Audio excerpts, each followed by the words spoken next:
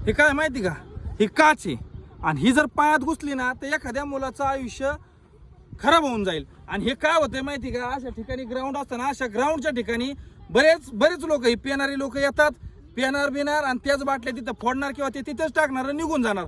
पण ह्याच्या पाठीमागं काय होतंय की ती मुलं जी रनिंग करणार असतात ग्राउंडवरती, त्या मुलांचं आयुष्य बरबाद होईल का. माझं खरंच मनापासून विनंती आहे तुम्हाला. आता बघा इथं लोक पेल्यात आणि पेल्यात ती ग्लास, ती बाटली, ही सगळं जागेवर ठेवलंय आणि निघून गेल्यात.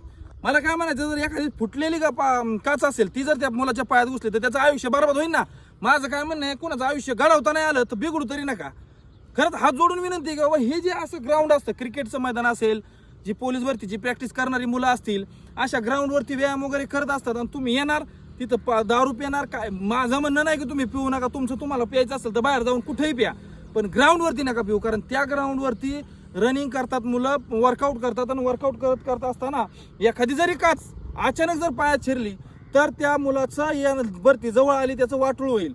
आणि ती काच अशी आहे की लगेच काय ती विघटन तिचं होत नाही, ते तसंच राहत असतं. त्यामुळे माझं सांगणं एक विनंती, हात जोडून विनंती आहे लोकांना की बाबा, तुम्हाला ज्या काय गोष्टी करायच्यात बाहेर जाऊन करा, पण अशा ठिकाणी करू नका. हे घडण्याचं ठिकाण आहे, विद्यार्थी घडण्याचं ठिकाण आहे. तुम्ही जर अशा ठिकाणी अशा गोष्टी जर केल्या तर त्या मुलाचं आयुष्य बरबाद होईल. खरंच तुम्ही त्या गोष्टी इथं करू नका, ग्राउंडवरती करू नका आणि स्टेडियमवरती करू नका. तुम्हाला करायचे तर बरेच ठिकाणं आहेत, त्या ठिकाणी जाऊन तुम्ही करू शकता. अशा ठिकाणी विद्यार्थ्यांचं भविष्य घडण्याचं ठिकाण आहे हे. तर तुम्ही ह्याची काळजी घ्या. आणि जर काय वाटलं तरी तुम्ही मला कॉल करून विचारा किंवा तुम्ही कमेंट करू शकता. आलं का लक्षात? चला, थँक्यू.